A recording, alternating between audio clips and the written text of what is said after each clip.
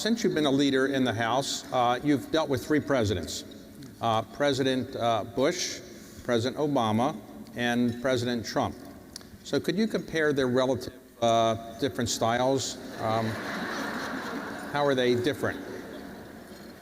Well, they aren't relative, but I thank you for the question. I think it's an important one from a historical standpoint. Here's the thing. First of all, I completely and entirely respect the office of the President of the United States.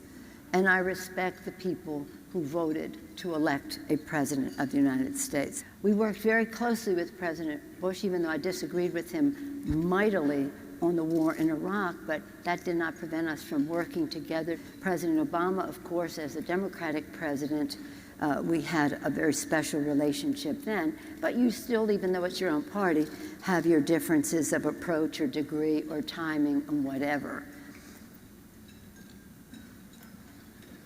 President Trump? I pray for our country every day. I always have. But I do think that, that there's something to be said for experience, knowledge, judgment, and surrounding yourself with people who know. I always say to people when they say they want to run for office, and I'll just apply it to them, what is your vision for our country?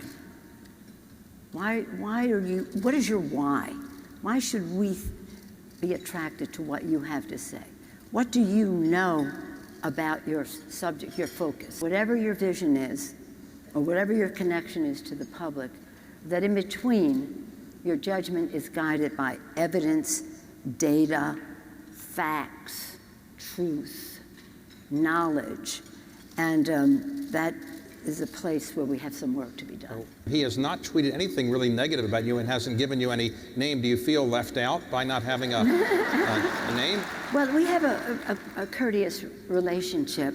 As I say, I respect the office that he holds, the fact that the public, he is the President of the United States. But let me just say this about, I do think that there's some areas that we can work together, and perhaps that's why we still have a good, shall we say, courteous relationship.